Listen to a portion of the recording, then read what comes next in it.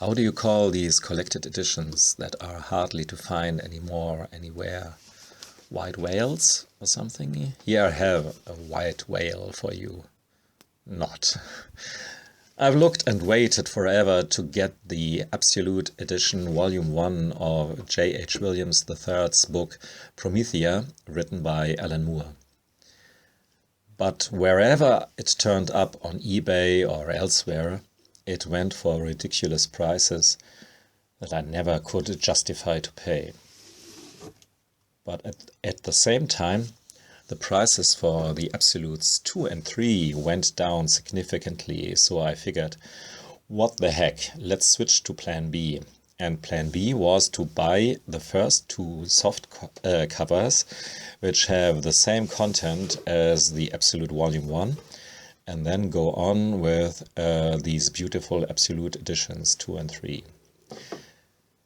So, how to describe this comic?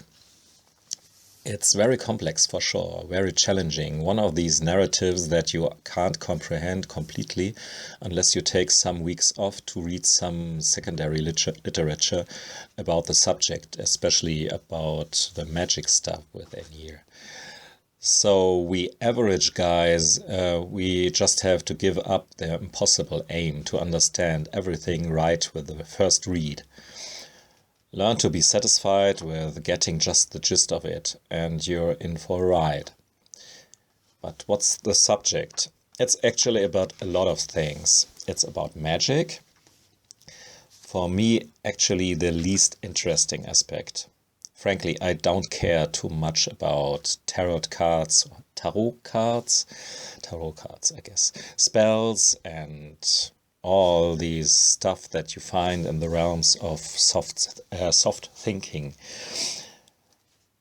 But it's about imagination as well. And magic and imagination are related. Because our main character, Promethea, is the embodiment of story. Pretty similar to Neil Gaiman's Sandman, who isn't just a personification of dreams, but of story as well. And since there are a lot of potent narratives in this world, there is not just one Promethea, but a bunch of them, residing in the realm of the so-called immateria. All these different Promethea entities stem from different comic and pulp publications that have been published for real in our world. I definitely recommend to read Alan Moore's lengthy foreword where he explains the sources of his characters. But Moore and Williams managed to stuff a lot of other topics into this book. Sex, for an example.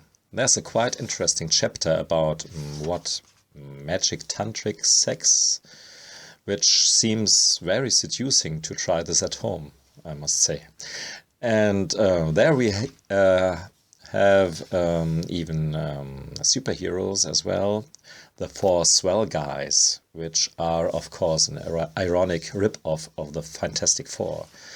And supervillains, a similar blatant and ironic rip-off of the Joker, etc., etc.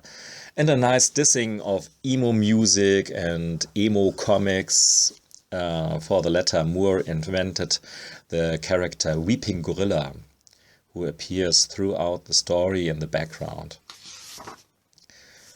And it's about more serious stuff like religion, or better, different religions as products of different narratives. And so you can guess there have to be more Prometheas for these different narratives. And it's about the end of the world, pretty Watchmen-like in this regard, without spoiling anything. And it's about new beginnings as well. Bottom line, the story is very rewarding even if you're not so into magic stuff. But the big selling point is obviously the art of J.H. Williams. He's one of my favorite comic artists, and he does here amazing things with his lines, switching from more linear, simplified lines to fully painted stuff. all his panel magic, his very special ability to divide a page into shaped panels.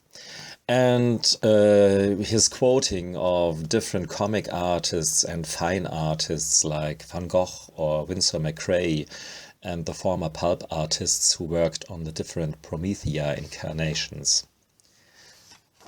It's not so great throughout, like Williams' work on, let's say, Batwoman, because Batwoman was inked by Williams himself, and here's the inker McCrae. And McCrae seems to be a bit over his head with some details. Especially when he has to ink little figures, he doesn't get the abbreviations right. And they are looking a bit goofy sometimes. Oh yeah, and some of the, in quotes, photorealistic sequences didn't came out too well neither, for whatever reason. But that's nitpicking on an almost perfect book in a perfect presentation. By the way, if someone wants to get rid of his Absolute Volume 1, for a reasonable price, of course, feel free to contact me. Thanks for listening and watching. Goodbye.